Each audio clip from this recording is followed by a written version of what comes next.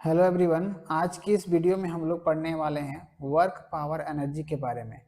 तो work power energy क्या होता है इसके बारे में आज हम लोग पढ़ने वाले हैं। लेकिन इस टॉपिक में जो हम लोग पढ़ेंगे वो बेसिक चीज़ पढ़ेंगे कि वर्क क्या होता है ना। ये क्लास 11 का बहुत ही इंपॉर्टेंट और बहुत ही अच्छा चैप्टर है जिससे हमको बहुत कुछ सीखने को मिलता है। ठीक है, अब इस वीडियो में हम लोग डिटेल एक्सप्लेनेशन करेंगे विथ डायग्राम के साथ।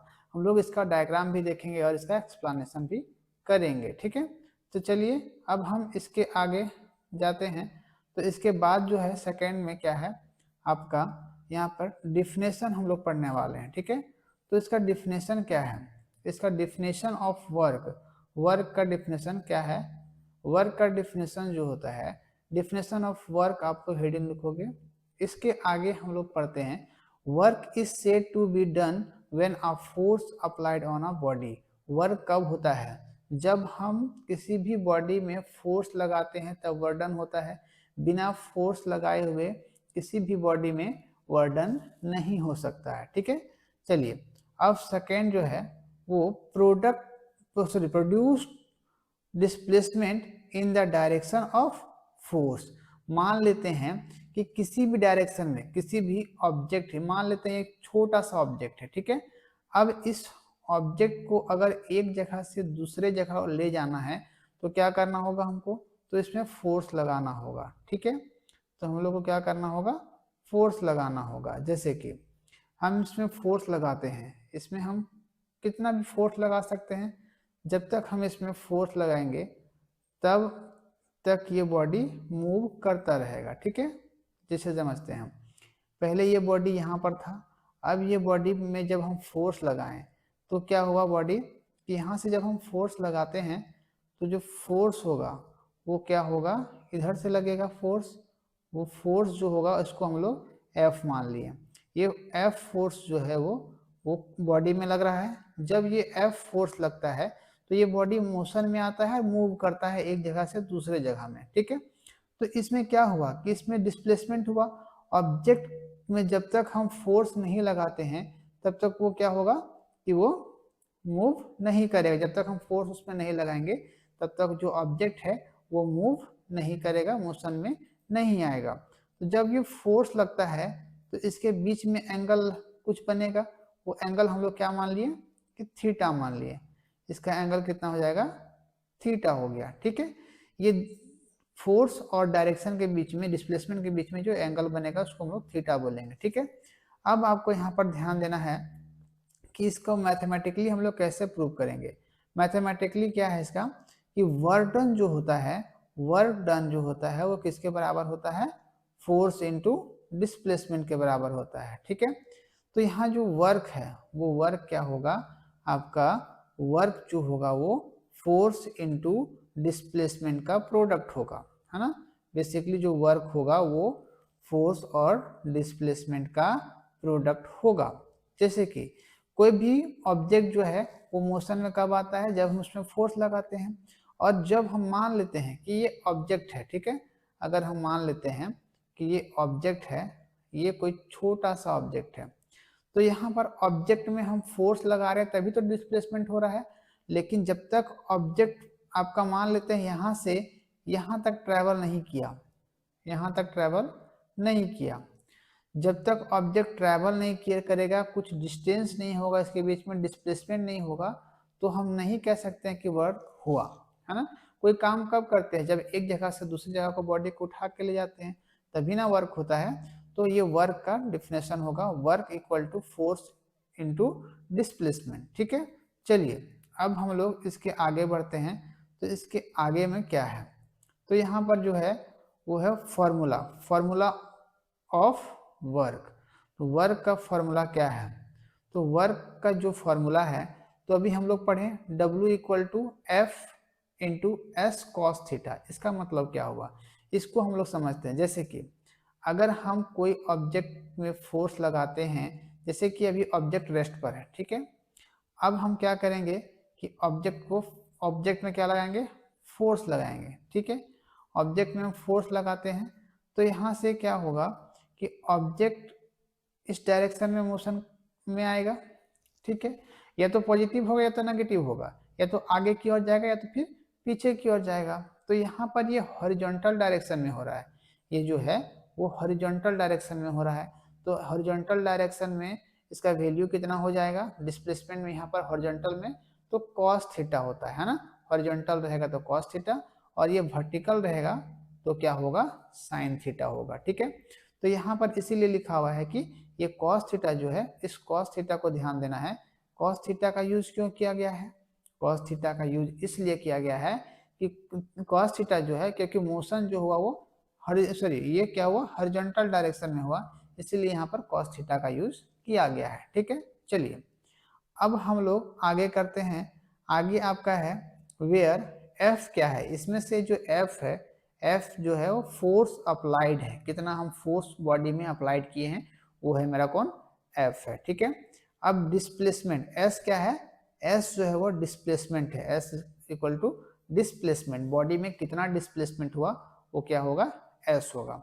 अब यहाँ से आपको ध्यान देना है कि यहाँ से आपको थीटा दिख रहा होगा, थीटा क्या है, तो थीटा है आपका angle between force and displacement.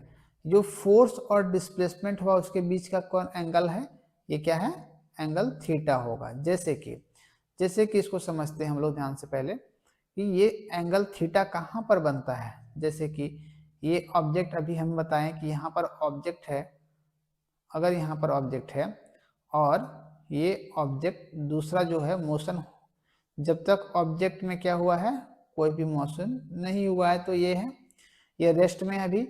अब हम इसमें क्या करने वाले हैं फोर्स लगाने वाले हैं। ठीक है, फोर्स किस डायरेक्शन में लगा रहे हैं, तो हम हॉरिजॉन्टल डायरेक्शन में लगा रहे हैं। ठीक है, अब यहाँ से एंगल जो बनेगा, ये एंगल यहाँ पर होता है। जैसे कि ये फोर्स, ये क्या हो गया आपका फोर्स हो गया एफ, सॉरी ये क्या हो जाएगा ये एफ है फोर्स। तो ये फोर्स कहाँ कहाँ के बीच में लग रहा है, ये फोर्स जो है इस डिस्प्लेसमेंट के डायरेक्शन में लग रहा है। तो यहाँ पर ये क्या बनेगा एंगल जो बनेगा वो थीटा का बनाएगा। एंगल कितना बनाएगा, तो थीटा का बनाएगा, एंगल क्या बनेगा आपका थीटा बनेगा। ठीक है, तो ये जो होता है angle between force and displacement, force और डिस्प्लेसमेंट के डायरेक्शन में। ठीक है, चलिए जैसे कि यहाँ पर जो आपको दिख रहा होगा ये क्या है, यहाँ पर ये डिस्प्लेसमेंट को हम लोग क्या बोलते हैं एस, यहाँ पर जो ये डिस्प्लेसमेंट होता है वो एस होता है। ठीक है, ये डिस्प्लेसमेंट के बीच और फोर्स और डिस्प्लेसमेंट के जो बीच में एंगल बनता है उसको हम लोग थीटा से डिनोट करते हैं। ठीक है, चलिए अब हम लोग क्या करेंगे कि इसके आगे आते हैं। तो इसके आगे में क्या है ध्यान देना है आपको कि पॉजिटिव वर्क, इसको हम लोग रफ करते हैं। यहाँ से आपको दिख रहा है पॉजिटिव वर्क क्या है। पॉजिटिव वर्क कहने का मतलब है कि ऑब्जेक्ट आगे की ओर मूव कर रहा है ना, आगे की ओर मोशन में है। जैसे कि यहाँ पर अभी ऑब्जेक्ट है, यहाँ पर ऑब्जेक्ट, और एक अभी ये जब रेस्ट में है तब, और ये जब है कि आपका मोशन में आने के बाद कुछ डिस्प्लेसमेंट होने के बाद। ठीक है, अब आपको यहाँ पर ध्यान देना है कि यहाँ जो वर्डन हुआ वो कहाँ पर हुआ, वो वर्डन जो हुआ आगे की ओर हुआ। तो जो वर्डन हुआ थीटा जो बनेगा वो 0 डिग्री का बनेगा, क्योंकि ये आपका हॉरिजॉन्टल डायरेक्शन में बना है ना, इसीलिए ये थीटा जो होगा वो 0 डिग्री का बनेगा। पॉजिटिव वर्क जो होता है थीटा, जब आपका वर्क सीधा आगे की ओर हो रहा है, आगे की ओर होगा तो थीटा का जो वैल्यू पुट करेंगे एफ वर्डन equal to F S cos theta, theta का वैल्यू वहां पर हम लोग 0 पुट करेंगे। ठीक है, चलिए अब हम इसके आगे आते हैं। इसके आगे में क्या है, तो यहाँ पर ध्यान देना है आपको नेगेटिव आपका नेगेटिव वर्क है। तो नेगेटिव वर्क क्या होता है इसको समझते हैं हम लोग। नेगेटिव वर्क कहने का मतलब थीटा जो होगा वो 180 डिग्री का होगा। जैसे कि यहाँ पर ऑब्जेक्ट दिख रहा है आपको, तो इसके यहाँ पर ऑब्जेक्ट दिख रहा है ना, तो ऑब्जेक्ट जब आपको यहाँ पे दिख रहा है तो यहाँ पर ये भी तो एंगल आपको दिख रहा होगा कि ना, यहाँ पर जो एंगल बन रहा है वो कितना का बन रहा है 180 डिग्री का, क्योंकि ये नेगेटिव जा रहा है, बॉडी पीछे की ओर मूव कर रहा है। तो जब हम थीटा लेंगे work done equal to F S cos theta, तो थीटा का वैल्यू वहां पर हम लोग क्या पुट करेंगे कि 180 डिग्री पुट करेंगे। जब भी इस तरह का न्यूमेरिकल आपको देखने को मिले तो वहां पर आपको एक चीज ध्यान रखना है कि जो बॉडी है वो पॉजिटिव मोशन में है या फिर नेगेटिव मोशन में या फिर जीरो है, वर्डन जो हो रहा है वो किस टाइप का है वो आपको ध्यान देना है, ठीक है। चलिए अब यहाँ पर बहुत ही मजेदार है कि जो वर्क जीरो वर्क कहने का मतलब क्या होता है, ध्यान देना यहाँ पर जीरो वर्क कहने का मतलब है, जीरो वर्क मतलब थीटा इक्वल टू 90 डिग्री। जैसे कि यहाँ पर समझते हैं कि कोई ऑब्जेक्ट जो है वो रेस्ट पर है, कोई ऑब्जेक्ट यहाँ पर रेस्ट में है, ठीक है, ये ऑब्जेक्ट क्या है यहाँ पर रेस्ट में है। अब ये बॉडी यहाँ पर क्या हो गया रेस्ट में है, ठीक है। जब हम इसमें क्या करेंगे फोर्स लगाएंगे, जब हम क्या करेंगे इसमें फोर्स लगाएंगे, फोर्स हम कहाँ पर लगाएंगे ऊपर की ओर, है ना। फोर्स जो हम लोग लगा रहे हैं वो क्या कर रहे हैं ऊपर की ओर, यहाँ पर क्या लगा रहे हैं फोर्स लगा रहे हैं, ठीक है। यहाँ पर हम लोग फोर्स लगा रहे हैं, ठीक है। अब हम क्या करेंगे इसमें कि जब हम बॉडी में क्या किया फोर्स लगाने के बाद इसको ऊपर की ओर उठा लिए, जब ऊपर उठाएं और इसको हम कोई भी डिस्प्लेसमेंट नहीं करवाएं, और वर्डन जीरो कहने का मतलब बॉडी को एक जगह से उठा करके फिर हम इसको उसी जगह में वापस रख दे रहे हैं। जैसे कि अगर कोई ऑब्जेक्ट को हम अपने कहीं कैरी करना है, अगर हम उठाते हैं किसी बैग को या फिर किसी भी तरह चीज को, तो उसको वापस हम वहीं पर रख देते हैं, तो वर्डन तो मेरा दिखा नहीं, वर्क तो हुआ नहीं, वर्क मेरा क्या होगा जीरो होगा। उस केस में थीटा का जो वैल्यू होगा वो 90 डिग्री हम लोग पुट करेंगे, work done equal to F S cos theta, theta का वैल्यू वहां पर क्या होगा 90 डिग्री होगा, ठीक है। तो इस केस में जब भी आपको न्यूमेरिकल देखने को मिलेगा आपको वहां पर ध्यान क्या रखना है कि कॉस थीटा सॉरी ये जो वर्डन हो रहा है वो किस डायरेक्शन में हो रहा है, तभी आप इस क्वेश्चन को इस तरह से सॉल्व कर पाओगे और आपको कहीं भी दिक्कत नहीं होगा कि थीटा का वैल्यू हम कितना बैठाएं, ठीक है। चलिए अब आपको यहाँ पर ध्यान रखना है स्पेशल केस ऑफ वर्क। इस वर्क के केस में सॉरी वर्क स्पेशल केस क्या क्या है वर्क का स्पेशल केस है आपका फर्स्ट नंबर दिख रहा होगा कि यहाँ पर पॉजिटिव वर्क। तो पॉजिटिव वर्क क्या होता है, तो पॉजिटिव वर्क जो है वो ध्यान देना है आपको, positive work force and displacement in same direction, जो फोर्स होगा और जो डिस्प्लेसमेंट होगा दोनों ही क्या होगा सेम डायरेक्शन में होगा। जैसे कि यहाँ से पिक्चर से समझते हैं हम लोग, पिक्चर से समझते हैं क्या है पिक्चर, चलिए इस पिक्चर को हम लोग समझते हैं पहले कि यहाँ पर जो वर्डन होगा वो सेम डायरेक्शन में होगा। जैसे कि यहाँ पर ध्यान देना है कि जो ऑब्जेक्ट है वो सेम डायरेक्शन में क्या कर रहा है मूव कर रहा है। जैसे कि फोर्स जो हम लगा रहे हैं, फोर्स हम कहाँ की ओर लगा रहे हैं आगे की ओर लगा रहे हैं, और जो मेरा डिस्प्लेसमेंट हो रहा है वो आगे की ही और हो रहा है, तो उसमें हम लोग क्या बोलेंगे कि पॉजिटिव वर्क होगा, force and displacement in same direction, force और जो डिस्प्लेसमेंट होगा वो सेम डायरेक्शन में होगा। अब यहाँ पर ध्यान देना है नेगेटिव वर्क क्या होता है, सेम पिक्चर हम लोग बनाते हैं। अब सेम पिक्चर बनाते हैं तो यहाँ पर ध्यान देना है आपको कि नेगेटिव वर्क क्या है, जब ये बॉडी अभी यहाँ पर आप समझते हैं कि ये जो बॉडी है यहाँ पर क्या में है अभी ये रेस्ट में है, तो यहाँ से बॉडी आगे की ओर मोशन में नहीं है, ये बॉडी क्या कर रहा है तो आपका पीछे की ओर नेगेटिव डायरेक्शन में, ये अपोजिट डायरेक्शन में है, तो ये क्या होगा आपका जो मोशन होगा वो आपका नेगेटिव डायरेक्शन में होगा। तो इसका मतलब जो है फोर्स हम लगा रहे हैं, force opposite force to displacement के अपोजिट डायरेक्शन में, है ना, ये उल्टा डायरेक्शन में आपका हमेशा वर्क होगा, ठीक है। अब थर्ड नंबर देखना है जीरो वर्क। अभी जो मैंने बताया कि कोई बॉडी को उठा करके और फिर वापस उसी जगह पर रखते हैं तो वो क्या होता है नेगेटिव वर्क होता है, सॉरी जीरो वर्क होता है। Force negative work force perpendicular to displacement और नॉट डिस्प्लेसमेंट, उसमें डिस्प्लेसमेंट हो भी सकता है नहीं भी हो सकता है, तो वहां पर ये क्या होगा जीरो वर्डन होगा।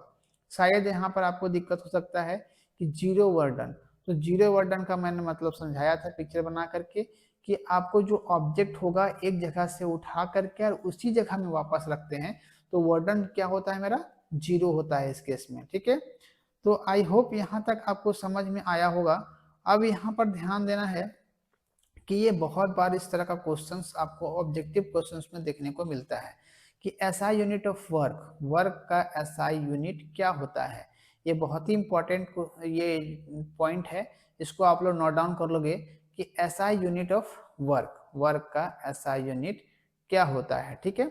तो वर्क का एसआई यूनिट जो होगा वो क्या होगा, तो वर्क का एसआई यूनिट होगा आपका SI unit of work, SI unit of work is joule.